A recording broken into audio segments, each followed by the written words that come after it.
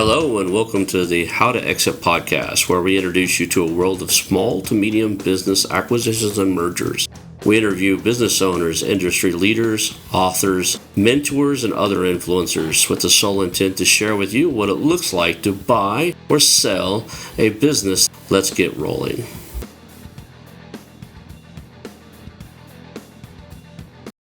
And now a moment for our sponsors. I want to highly recommend you get Acquisition Aficionado magazine. Every month, Acquisition Aficionado magazine brings you tactics for business buying and selling you won't find anywhere else. Learn firsthand from industry leaders who share their success stories, featuring in-depth interviews and stories from leading figures in the business acquisition industry. This multi-platform mobile magazine speaks to acquisition entrepreneurs wherever they are in the journey. And I want you to visit acquisitionaficionado.com today. Hello and welcome to the How to Exit podcast. Today I'm here with Peter Graves, and he is the CEO, or interim CEO of the company he just bought, which is a motorcycle dealership and e-commerce site. We're going to get into that. But man, you have an incredible background. So thank you for being here today. And we're going to start there, I think. Talk about kind of your background, how you ended up through racing to where you're at now, and anything else you want to share. But just kind of let's make the audience know who you are so we get connected with you. Hey, thanks, Rob. And thanks so much for inviting me on. It's really a pleasure to be on here. So I've got to start with that. Yeah, we've known each other for a while now. We've been on the same Zooms and stuff, and you've been involved with some of the cool things that we did together as a team, and some of the projects and stuff I put on. So you and I have known each other for a couple of years now. So yeah. But I haven't yet visited you in California, but I've visited you digitally. Yep, been in the office via Zoom many a times, right? So, but thank you for being here, and let's start with the origin side of it. Yes. So actually, my path to becoming an acquisition entrepreneur is probably an odd one, but then we all have odd paths. I was just talking with Ron, and I was born into a cult family in London, and my father was in a cult called the School of Economic Science, and it was from before I was born until the day he died, which is a couple of years ago. So that was a very strange upbringing, and we were we were vegetarian, and we played in Sanskrit, and the women all had to be subservient to their men, and all those other things that cults do. They then opened up their own schools, to which I was sent. And they decided to beat the boys a lot to break us into submission. And the girls they didn't beat because, of course, they were female and you couldn't do that to a woman. They just put them into arranged marriages with their teachers. But all the cult stuff went on. I was very grateful to escape around the age of 12. Oh, wow. So that's a tough start, right? So 12, you escape. Where do you go live with a relative? Where did you go to finish school and to end up where you are now? I went to normal school, and my mother actually, she kind of had enough. I think she got married, not really knowing what she was getting into, and eventually they got divorced, and we were running away from school every single day, and of course my father's people were telling the judges that we loved it there and we were happy there, but the judge could see that we just left every single day. So we were able to give evidence in our own way, and we got out. So I went to normal schooling. Oh, we still, of course, had, normal family. We had, didn't lose touch with uncles and aunts and grandparents and neighbors. So there was a semblance of normality in our life as well. So we knew what that was. Awesome. That's cool. And then somewhere along the line, you found a motorcycle, right? Yes. So I kind of went through my teens, did school, but I'd seen motorcycling and at this point probably thought that's as far away as possible from what I was brought up into in those early days. And I fixated on it, and that's exactly what I wanted to do. So when I hit 18, I got myself a dodgy old 400-pound race bike and started racing very badly to begin with, and went on for 15 years and ended up winning quite a lot of stuff. I won some British Championship races. I'd raced in World Endurance, going around a famous circuit called Spa in Belgium. If anyone follows it, we made it on the podium there, and did a year in Grand Prix as a private rider. So yeah, it's a bit of a hard act as a private rider, but won some good races, and aged about 33, I thought that's enough, time to do something else now. So I stopped. I used to ride dirt bikes and race those a little bit, amateur, never good, never had any real sponsors. And they would run in the the local races and stuff and play around. Never got great at it, and tried to do some motocross There was a lot of those were enduro type of things or flat track type of things when I was younger.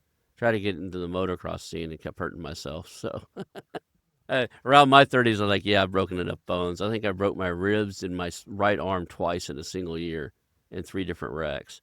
And after that, I was like, I probably ought to quit doing this. It sounds like being a racer, and of course, where your area is brilliant for that, isn't it? You remember the film with Steve McQueen and Kenny Roberts on Any Sunday? They're just riding across the desert, just fantastic. Yeah. All right, let's see here. So after that, you got kind of getting out of that. Where did you go next? Well, I'd been doing to pay for that. I'd been doing a lot of IT work. I was Right. contracting in London, so I got quite skilled in that. But a year after racing, I thought, well, I'm not going to be a commuter in London for the rest of my life. So I went off to visit some people in New Zealand. Ended up staying for 5 years. And while I was there, I met my wife, and we got a boat, and we sailed around a lot, and we got a child, and a house. So life definitely took a different turn there. But 5 years later, our son was growing up, not knowing his grandparents, and my dad had some strokes. So we thought we'd come back. So we're back in London 5 years later, and then began yet another chapter. So on that chapter, in fact, Anna, my wife, is from Cornwall, so we built up a web business there. Took the digital skills, but moved more towards web and e-commerce, and got good at all that digital marketing and search engine optimization and building e-commerce websites. Built a great little business, had a team of people there, and we ran that for 10 years, and that grew very nicely. So it was a business grounding in a slightly different field, but it all builds up, doesn't it? All those different things you do. Like marketing and SEO and online business stuff. That's cool. And Yeah. then what did you guys do with that business? Is it still around or you sell it? Well, my wife still runs it, but we took us. Cornwall was a very small town. I don't know. It's like living on a probably a very far peninsula in Newfoundland or something. For me as a Londoner, we had the opportunity then to get a boat and go sailing. So we spent 4 years sailing, crossed the Atlantic, came to the Caribbean. We had our son on the boat, and we schooled him as well, which was more fun for us, maybe not so much for him. And we went from Trinidad up to New York and back down to the Caribbean, and had a very jolly time for 4 years doing that. Did you have a captain on the board, or did you sell the boat yourself? No, we'd learned that really in New Zealand, and we got qualified, and we built up some miles. We sailed from New Zealand to Tonga and did some fastnet races in Britain. So we were reasonably experienced when we got the boat.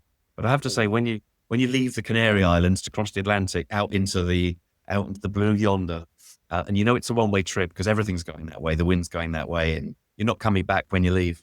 So it was still a big moment, quite intimidating. Let's go into let's get back on the topic. Let's go to, so you sell the world, you came back, you're doing this IT stuff. What had you start looking around to think you wanted to buy a company? Because I don't think I probably met you around that time. I don't know if we went through the same Well, program at the I same actually had time. one more phase, which was when we came back from there. The business wasn't earning much money.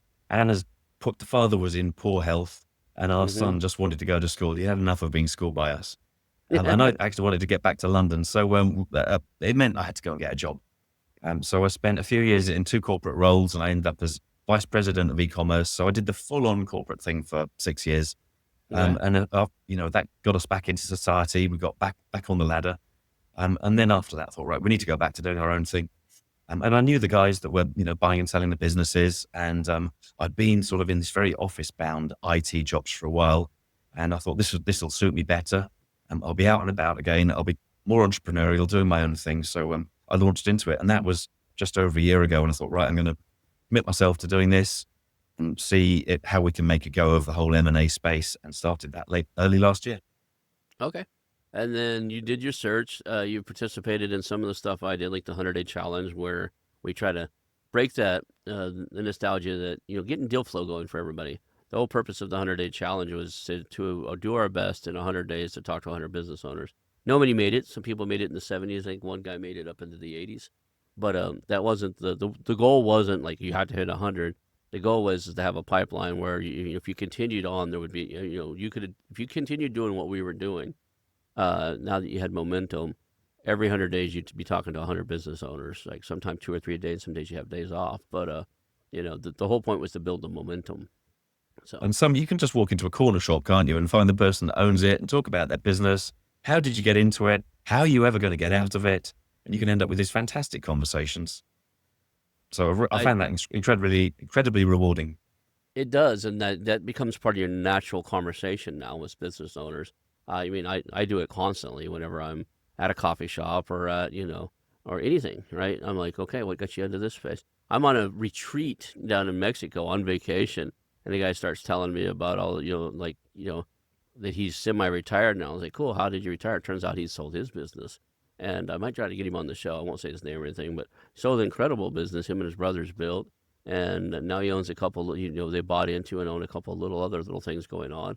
But it's just natural part of the conversation now, and you do that because of the muscle you built up of trying to going out and doing 100 conversations. So Because of course, when you start approaching businesses, don't you say, I'd be interested in buying you, you really don't know what to say.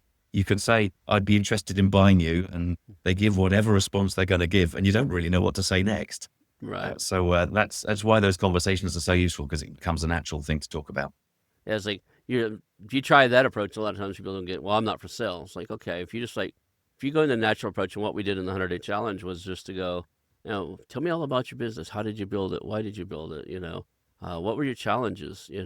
I bet this was difficult. I bet that was easy, or whatever. And you're having a natural conversation, and somewhere along along the lines, like, what's next, right? What are you gonna do when this is done, right? And that's naturally part of the conversation, as opposed to just going, "Hey, I buy businesses. Are you for sale?" So it doesn't land right because nobody's for sale unless there's like something's wrong, unless they've already reached out to a broker, right? Most businesses you want to actually ones you want, they're not necessarily for sale. And normally, by the time they think it's for sale, it's actually far too late to get it into any condition. So the vast majority, I think, never, well, the famous statistic says that the vast majority never sell. And those that did, they decide to sell, and then they've got, another 3 or 4 years to get it into shape, even if they know how. They could easily have been preparing that earlier, doing the right things so that when they finally want to step away, everything's in place. But the majority don't do that. We interviewed another Graves that should come out any day now, but he went from the corporate world to buying a yoga. He went from working at Deloitte as a contractor consultant to buying a franchised yoga studio. And I was like, well, did you do yoga a lot? He's like, no. You went from, which was that was a little, I was like, well, that must have been difficult adapting to not being a yogi and owning a yoga studio, right? And, they had people come in and do the exercises and stuff, and I'm sure he participated. But there's something about being in your natural element and being known for something related to your business. I think what you did in getting a large motorcycle dealership, and we'll talk about that next, your background in motorcycles gives you some credibility when people go, oh yeah, this guy used to race, he won this and that and stuff like that. It gives you a lot of almost instant rapport with people that you want to work with, business owners and potential employees, customers that walk in the door, right? It's not the first time you've ever seen a motorcycle and you're trying to sell one. So, And some people getting into businesses prefer, don't they, not to be in something they've done before, because if they've done it before, often they're dragged into the operational side of things, mm-hmm. and it's hard to resist. But of course, I have done this before. I've done the sport, though not necessarily the trade, which are quite different. But yeah, we all share the love, don't we, of motorcycling. If you've done it, there's that whole sensation thing, the freedom thing. Wherever you come from, you share that with other people, and it gives you a real strong bond with the people you're working with. You ended up doing an acquisition of a large motorcycle dealership. How did that deal come about? What was let's talk about like what led up to it? How did you find that one? When you get into M&A, of course, you're looking for the kind of businesses you're going to source. And there's some good advice which says you focus on a niche and get well known in that niche. And there's some other good advice which says, do something you actually know, and you'll have hopefully some respect from those business owners and something to talk about. Because particularly if they're entrusting their life's work and their pride and joy to someone, it's likely they're going to want to trust it to someone, with a track record, with success, or at the very least with a strong interest and knowledge of the area. So somewhere you've got to find what's your angle to get to know that owner. Motorcycling hasn't been in growth for the last few years. It's kind of, an older population. So you look at it and you think, well, it's not the sort of thing I'm going to buy into. Everyone wants to buy into tech. We all want to buy AI, e-commerce, SaaS. But it's a very different space, isn't it? Because, of course, everyone's investing in that. And you get venture capitalists going in there, putting in millions of pounds into businesses, 9 of 10 of which fail. And it's the massive gamble says that one of these is going to become Facebook. So that's not a practical approach for someone like me or most of us, is that you want to find a viable business that you can get involved in and make a living from while you're growing it. Hmm. So that space becomes very hard. So I looked around for e-commerce and looked at some other sectors and started actually working on building up a marketing group of marketing agencies with some other people. And that's beginning to go, though I haven't got my own one yet, but I'm collaborating quite closely with them, and that's starting to come together. But it made sense to me to talk to motorcycling businesses, and I spoke to some owners. And of course, middle of last year, I was speaking to an owner. I dropped him a little message, and the message, got like a one-liner back saying, "Yes, I would like to sell my business."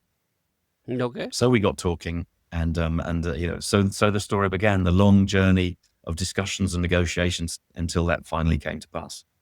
So is this something you're in the day-to-day? I know you're at the interim CEO's position right now. Is your immediate goal to find a replacement, or you want to wait until you get it back to a certain level before you do that? Or It needs to have reached a certain point. Because of my e-commerce experience, particular thing that I can do is I can take any business that hasn't fully digitalized and make that part work. And hmm often that's the biggest opportunity. And with these guys, they had a really decent e-commerce operation going, and it's the most profitable part of the business. The manufacturers tend to own you on the bike sales part of the business. It's very hard to make any profit because the manufacturers sort of arrange things so that, most of it goes to them. So you can make a small profit and you can be a viable business, but you can't expect much more than that from a dealership. But the e-commerce can scale as much as you like. It's only down to your vision and your capability of, setting up the tech, doing the marketing and scaling the thing. But the e-commerce they had was quite manually done. It was still using quite old-fashioned processes, and a lot of it was outsourced out of the business. So there was a really big opportunity for that to improve. So it means that my mission, therefore, is to get into the business, stabilize it, make sure that all the things that should be working are basically working, and the bike part of the business is viable, and then set up the e-commerce to grow, and the partnerships with other businesses so they can grow. And that's the area where I can add the most value, I believe. yeah, I was looking at the. I downloaded and got a request for information for the Harley dealership, so I to buy a Harley dealership and a couple other ones, and I was just curious of what it would took like, and it looked like they totally expected you to make most of your money off of parts and servicing, right? You do sales, and you make a little bit off each bike, but the majority, if you looked at like most of these companies are out there, and I've looked at a couple that were for sale, I reached out to the broker and had them send the stuff. The majority of their money comes from parts and service, right? Selling gloves and fuel filters and oil filters and oil changes and so many mile maintenances, all that. We all know Harley, don't we? What a great brand it is and how long they've been going and that whole lifestyle thing they've built around it. But they've had trouble here, and I think about half their dealers have closed over the last 2 or 3 years. And in fact, it was one of the ones that I stopped doing. I closed that off because I couldn't see a way of making that viable. And so that whole rationalization process of making sure, bottom line is you need to work with motorcycle manufacturers that will not send you bust. And so I've had to be quite hard nosed about that. And we're starting with some new ones, which will be coming on soon. But we had to stop with some that weren't going to work for us. Yeah, it's just it's a business. You have to run it like a business, and unfortunately, right now, the current CEO of that is not doing right by people. He's gonna get labeled as the CEO that destroyed Harley, right? So, that said, I'll write other stuff. I've had one before. I'd be interested in owning another one. They're high maintenance still. These they've always been high maintenance bikes, but you know as I get older and stuff, I was like, can I get on something and just ride and not have to work on it or do anything to it a lot. So been looking at other stuff. You mentioned in your notes it's a turnaround. So is it not as profitable as it can be? Was it losing money? Where was it when you first seen it? When I spoke to them, they'd lost some money. The owner had been not involved for a while. He'd had someone running it, and they clearly communications hadn't been quite right. He'd had some personal problems. I think his mother had died, and when he got back involved, there were some quite big losses, and there was a falling out with the person that'd been running it. And technology had obviously moved on and was leaving them behind a bit. So he was in a difficult place, and hence he was highly motivated to find a way out. So it was hard for us because one of the things they'd had was big problems with systems. So you start asking for what's your numbers, and it was really hard for them to tell us in any reliable way. For a couple of years, they've been running 2 or 3 different finance systems alongside and not trusting any of them, and they'd all been costing money. So one of the things he'd done is gone down to one system, but that wasn't great. And just getting good financial information was one of the challenges, of many, I should say. Yeah. So I know that I've seen a lot of stuff recently on different other podcasts and stuff like that, talking about how pro ball players and some other people are getting in and making millions, if not billionaires, out of them by buying car dealerships up. And I'm wondering, why is the car dealership seemingly, and I haven't dove into any of them, so I don't know the true numbers, but it seems like they seem to be way more profitable than what I've seen the motorcycle dealerships being.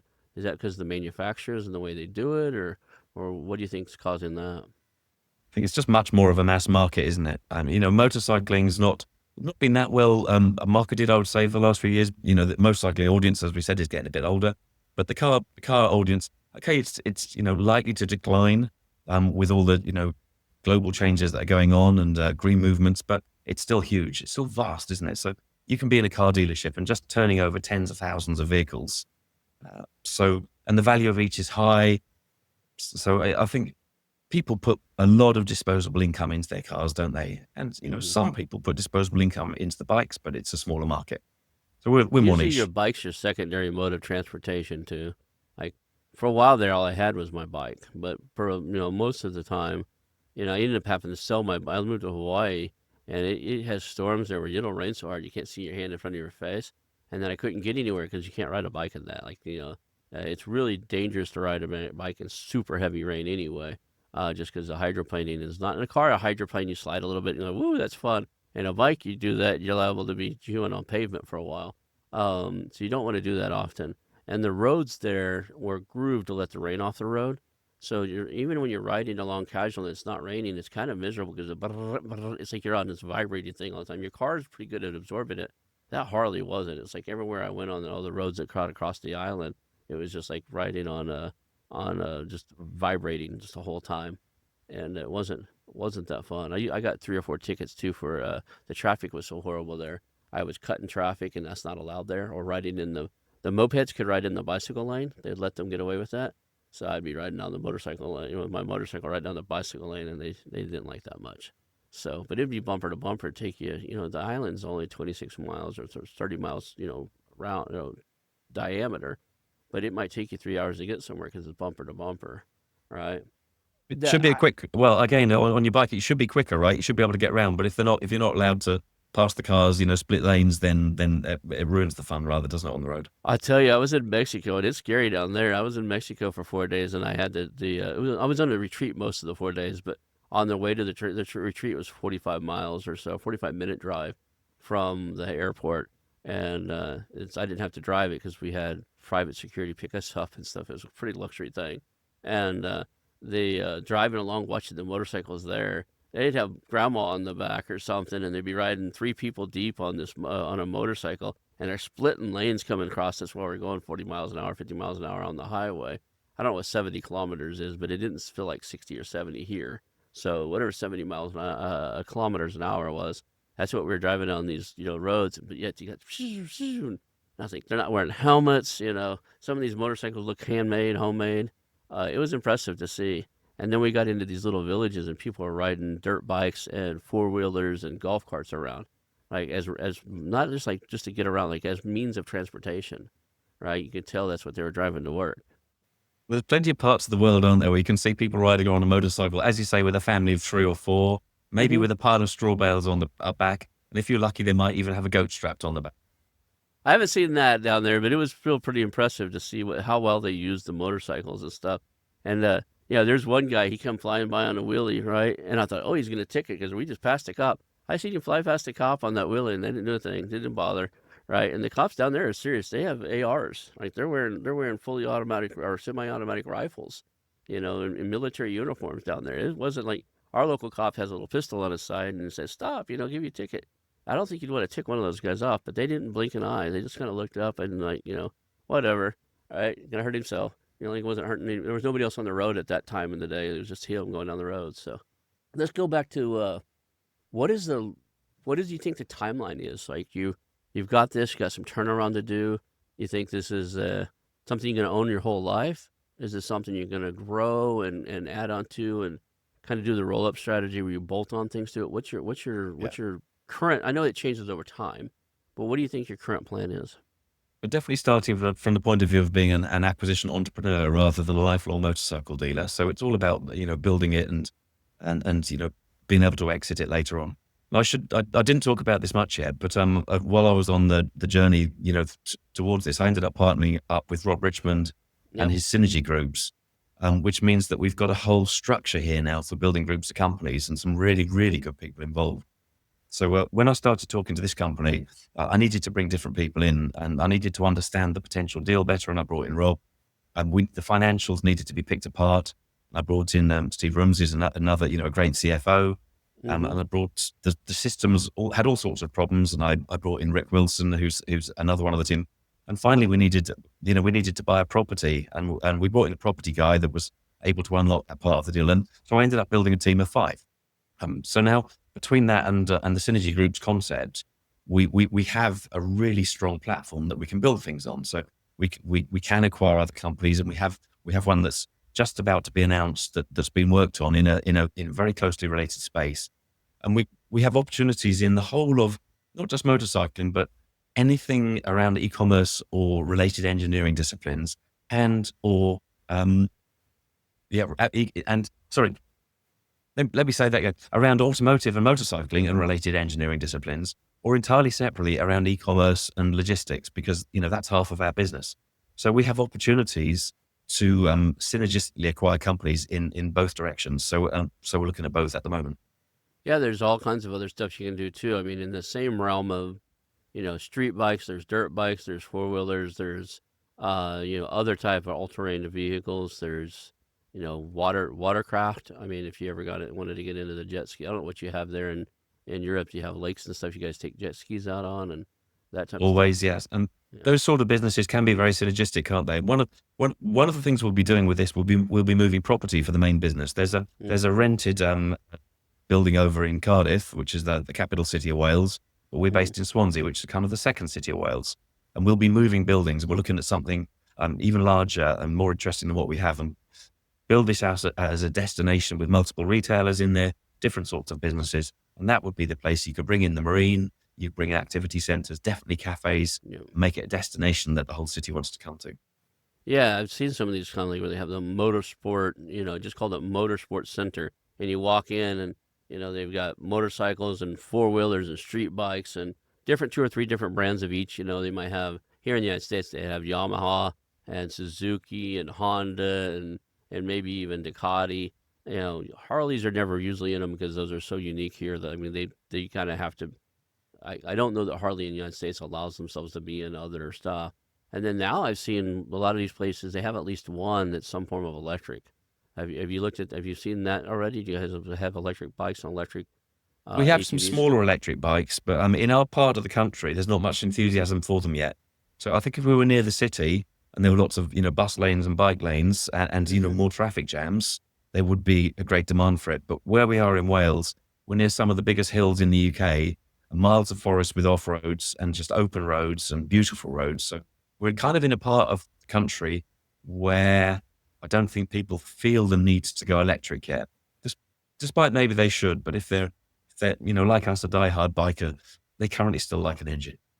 Yeah, and there's something about the roar of an engine, right? But like some of these things are doing good. They're gotten, I'd say, but they're short trip ones, right? Because they remind me of the Sportster with a small tank on it. They've got 80 to 100-mile ranges most of the time, right? So that's the reason when I had my Sportster, the first thing I did is found some place that it did. He did custom work, and he built a tank that was like a full size tank on there because I knew I was going to take this drive, and the original Sportster tank only could go about 80 miles. Like I didn't want to pull over looking for a gas station. There's some spots along the way. There's no gas station for 80 miles, right? You go through the Arizona desert, you'll see signs of next gas station's 120 miles away. Well, if I had the little Sportster, I would have been stuck. I'd have to be like hauling gas tanks on the side of the bike or something if I didn't have, if I didn't hadn't put a bigger tank on there. So The range can be an issue, can't it? And, whether you've got a small tank or a small battery, but, with the electric, that's going to improve, isn't it? And I think although, we may be dinosaurs, I might be a dinosaur, we all love an engine, but it's probably not the future. Most European countries have got some legislation moving towards the end of the internal combustion engine, mm, so that, we will be doing I think maybe electric vehicles are not the long-term thing. It should be hydrogen at some point, but the movement is on, right? And it's going somewhere. And eventually we won't all be guzzling gas, I suppose.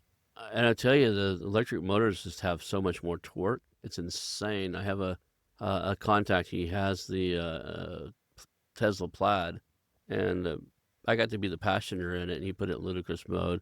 We went out to a long road where nobody was, and he just let it go. And it's like being in a rocket. It just throws you back. I've been in race cars before. I grew up a redneck boy. I've been in drag race cars. It felt like it was been back in a drag race car. The launch on that thing was amazing. And imagine putting that in a bike. As long as you keep the front wheel down, and the tires, But with the computers and stuff in these things, I bet you could. I bet they can do that where it just has amazing launch, but it knows traction control. It knows when it's losing traction. It knows when the wheel's coming off the ground, and it just tunes it because that Tesla, the computer in it keeps the tires from spinning, right? It just maximizes every little thing. Yeah, and certainly when I was doing it, getting the front wheel up in the air, when at maximum acceleration was a big issue. But now the electronics stops that happening, and it's a odd story. I took some of the guys in the business to a race recently, and I hadn't been to one for a while. And it turned out unfortunate with a quite a bad accident. But when we got there, I said we have to go to this place on the circuit, and it was actually the place where I had my last racing crash. So I knew the circuit really well. It's a beautiful circuit in England. In fact, the Americans used to come over and do the transatlantic trophy on it every Easter. It was great racing. But they would go over this hill called Clay Hill, pulling massive wheelies on those screaming race bikes in the 70s. I said, we got to go and look at that. We got to the hill. Not a single wheelie was being pulled. They all had that front wheel flat on the ground. It's absolutely ruined it. The spectacle is gone. So you're gonna buy other stuff. You're gonna acquire things. You're gonna make this kind of a roll up or something with the intent at some point to build it as if it to exit, to build it to where it can be sold. That's when wealth generation really happens in this space. You make a living. You make yourself be able to pay your bills and eat when you run it. You make generational wealth when you sell it, and you do that on multiple occasions. What's the horizon you see here? You think this is going to be 2 years, 3 years, 5 years?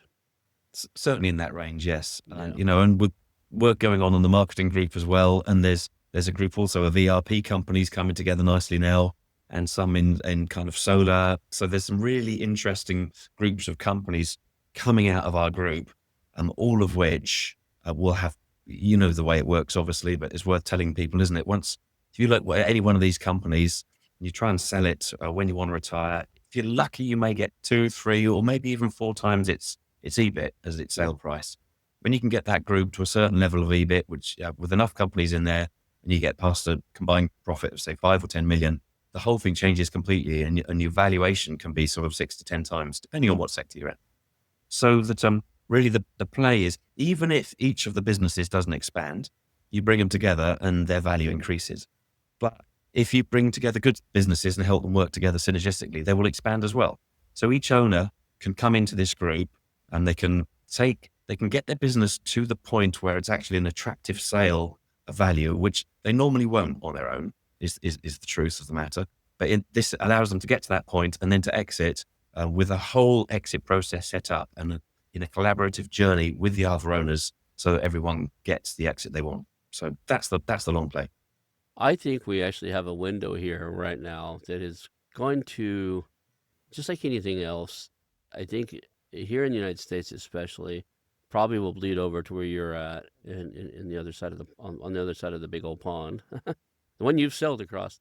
The PE here is causing a problem, and it's just now getting some attention, and that private equity, which is one of your exits, would either be private equity or a strategic purchaser.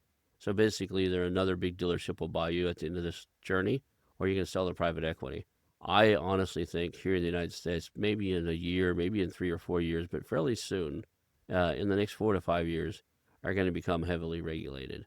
And it's because the same corporate raiders that actually took advantage of the real estate boom and basically caused the real estate financial crisis in 2007, 2008 are playing the same game in private equity right now. They're buying companies. They're buying companies, over leveraging them with bank loans, stripping the real estate and all the assets out of them, forcing them to pay huge leases and on sell leasebacks and stuff like that for those real estate, and then turn around and they can't afford it anymore and they're going to bankrupt. So here in the last 5 to 10 years, we've lost things like Hooters, which is a restaurant, adult themed restaurant. We've lost Joann's Fabric, which was one of my wife's favorite stores. It's an arts and crafts store, and TGA Fridays. I don't know if that was PE based, but a good dozen great companies. We just got an email this morning. My wife's like, I got an email that Rite Aid's going to be. I think it's going away. And I said, I bet it's a PE play. I haven't looked it up yet.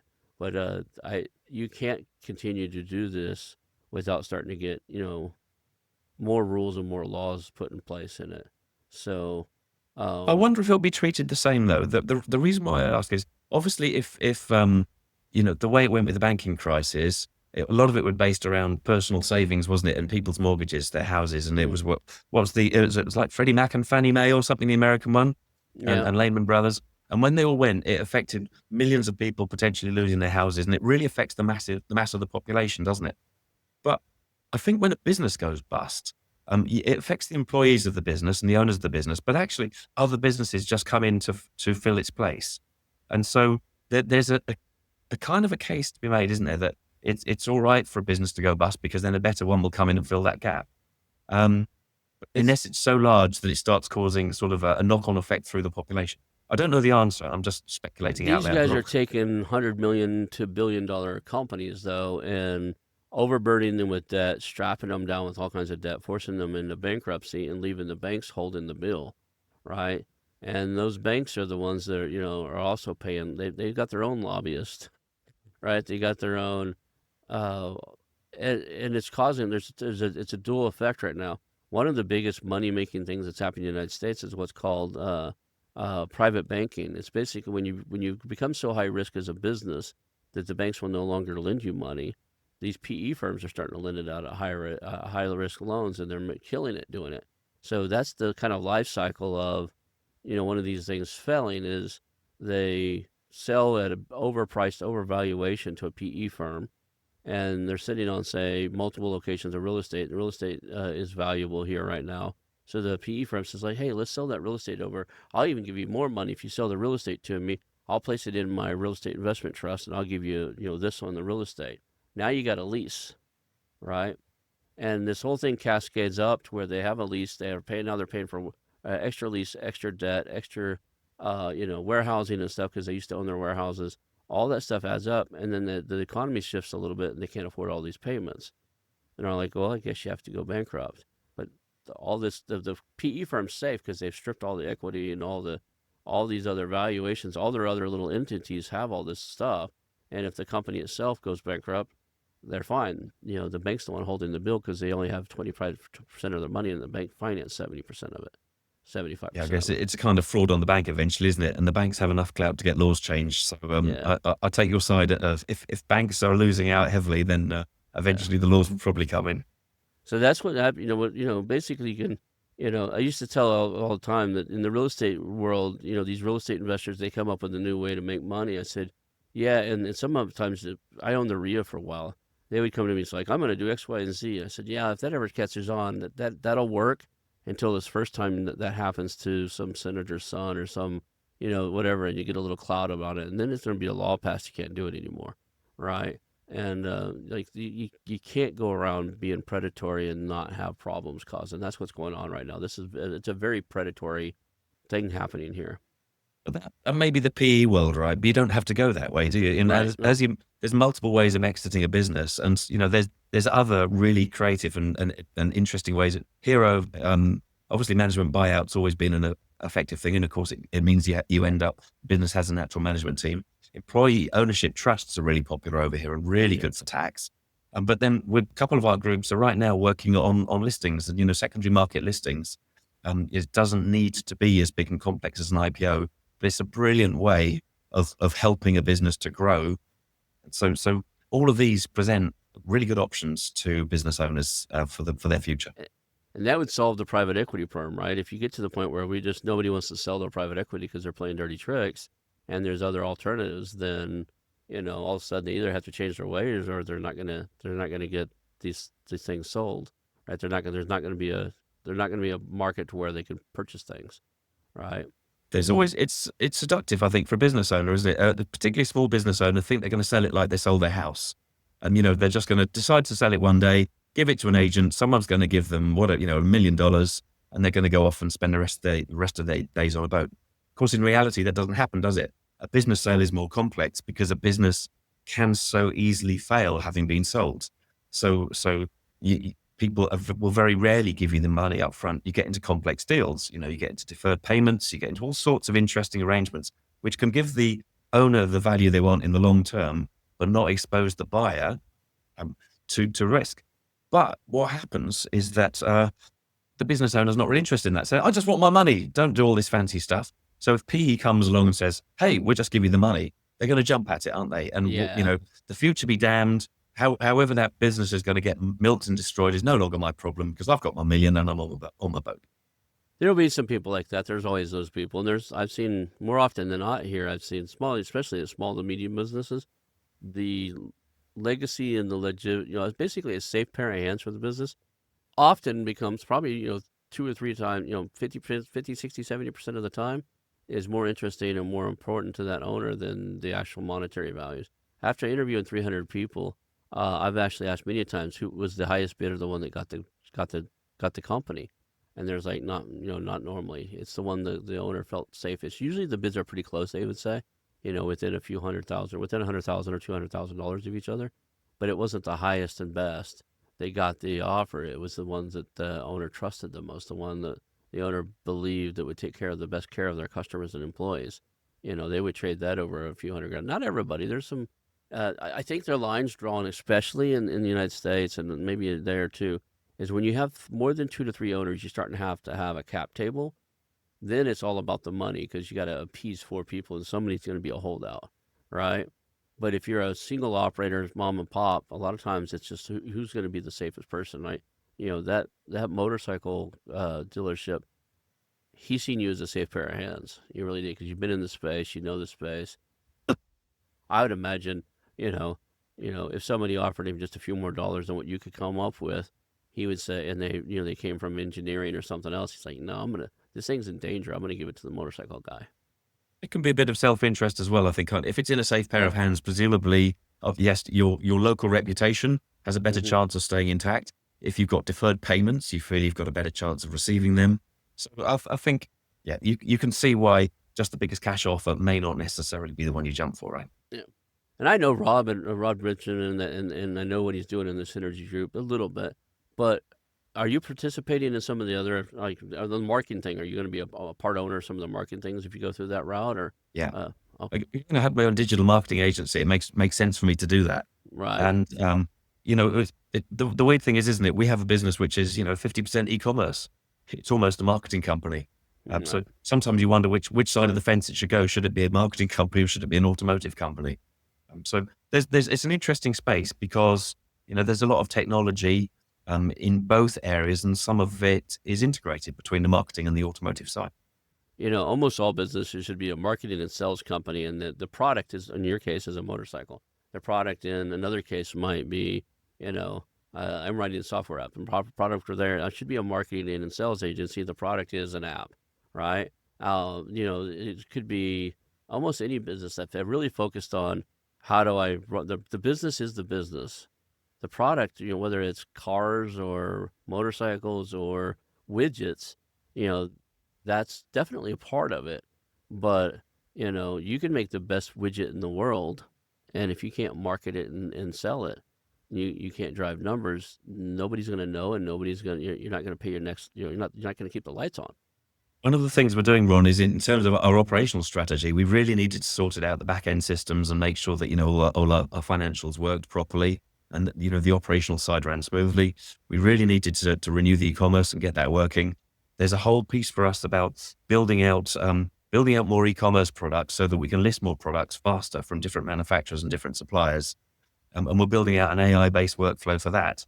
I was going to ask which if will help. AI was involved. So Yeah. what we'll have is actually a template of the integration between all those elements, which you'll be able to drop into certainly any similar business, and also maybe dissimilar businesses with the back end and the front end and the AI workflows working together.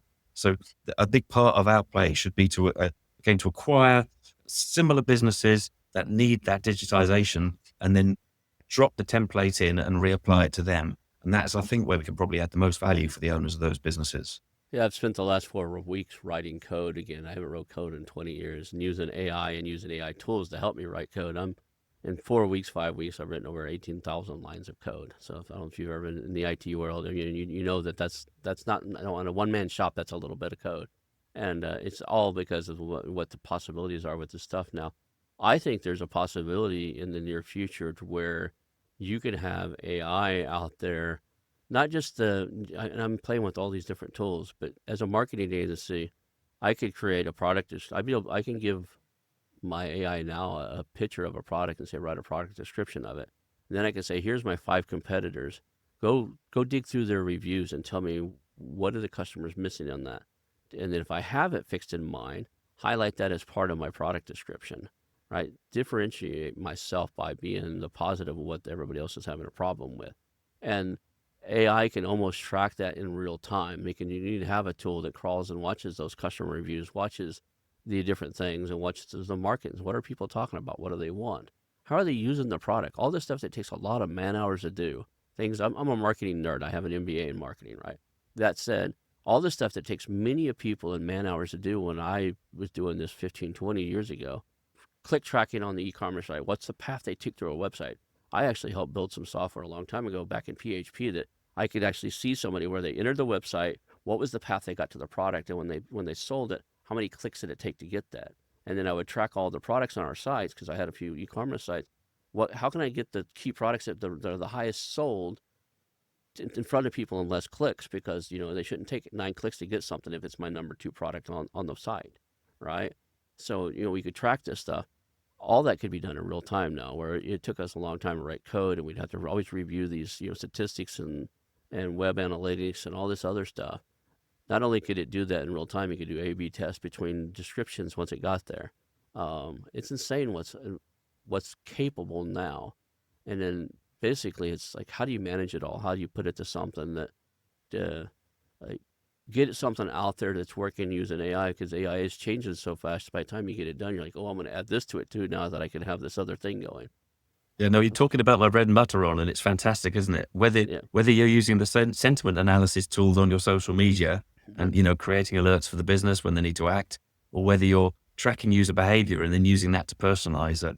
Once we got the basic platform in place, which is what we're working on now, we'll be launching that in July. But then you got. I'm going to be able to say, I know what bike you bought from us. I know what things you looked at last time. I'll then be serving you up the products that I think are the most likely to tickle your fancy. So it won't even be our bestseller products, will it? It'll be the products that I believe are the best suited to you, based upon your desires you've expressed. Exactly. Think about me, right? If I live on the Pacific Coast up north of San Francisco. If I were to ride a bike, I would constantly be encountering fog, mist, and damp roads. So when I come to your website, you could position the products that are best for that, the tires that are best for that, the helmets that have rip off coatings in case that or whatever it takes, right? That if I'm riding in this area because of this, you can see my social media. Your AI and your tools can see where I live, what I'm doing. Anybody these days, if you go for a ride, like I post pictures from the coast all the time, even though I don't have a motorcycle. Like, okay, the guy drives to the coast, twice a week. Anybody with these tools these days, you'd be able to customize that experience. When I got there, it's like, this guy knows exactly what I need, right? And if you've been to the site and you've told us what sort of bike you have, we know what Harley you have because you search for parts for it. But we can, when we get in some new offer, some special new part for that, we can either have that going to you personally on email. We can have it even, dropping into your Facebook feed saying, whatever the new part is for your sports stuff, is here in the shop. So the tech is fantastic, isn't it? You need enough time and skilled people to do it. We're in the early stages of that with this business, but the potential is fantastic when we get it all in place. Yeah. And then that applies to anything. You could drop anything in there. Now you just need whether it's water sports or helmets and gloves or whatever it happens to be. If you end up with any of the auxiliary products that go into that, the software you built is going to be able to plug into that. It's going to make you a lot more valuable when you go to sell, because somebody Yeah. will want your IP. Not only do you have a brand, you can sell Harleys, you can sell Ducatis or whatever, BMWs there, motorcycles. You also have this unique marketing system and unique intellectual property based, intelligent tool that positions yourself competitively or above the rest of the market. And there's where you get your premiums. That's why you get between, if even if you have the EBITDA, and that's where you get your what you call strategic acquisitions. A company that will buy you at 15, 20x because they want your tech, then as opposed to paying 7 or 10x because you have a market space they want to be in. How did you know my plan? I don't believe it. I've been rumbled. You've rumbled me wrong. It's I've been around for a little while. I've got my blonde beard to prove it. So the wife's always like, "It's gray," and I was like, "No, I just went blonde." That said, Good beard, oh, Ron. I can't grow a beard at all. I just doesn't doesn't work on me. So I'm very I've got impressed. enough beard for most of us. So I did a funny thing with the group. I'm helping a group here do acquisitions and stuff. A little bit like the Synergy Group, a little bit different. But for fun, one day I took the AI and I took my picture of me and I gave everybody on the board, including the women, a beard. So I wanted to make you guys all cool like me. So AI superimposed my beard on the whole crew, and they thought it was amusing and told me to cut it out. So, but no, I love what you're doing. I love what you're working on. I really want to see you win, man. What can we do to help you out? What is it? If the audience is out there and they're listening to this, is there anything they can do to help you out, or point you in the right way of something good's for sale or something? What can we do to help you out? I mean, I guess, if anyone over this side of the pond wants a motorcycle, we could definitely help. But no, but people in the M&A community, if you've got some skill, if you've got a business that would match beautifully, because the whole group thing it's very open. Someone's got Hmm. a business they can see that it would work in the group, then Hmm. you can use that and participate in the group. So there's no real barrier to people wanting to be a part of this. And we're looking people that can help us to build out the AI faster. I've got people we're working with that can help us with elements of the outreach. Of course, doing outreach to our trade customers is really important. So there's no end of good people that we'd like to get involved. So if you think there's a synergy, just please come and talk to me. I think Ron's got all my contact details. It'll Yep. all be on the podcast somewhere, won't it? So Yep. people that think they've got a business that would suit, I'd really like to hear from them. Well, Peter, thank you. Hang out for a few seconds afterwards, and we'll call that a show, man. Thank you, Ron. Thank you, everyone.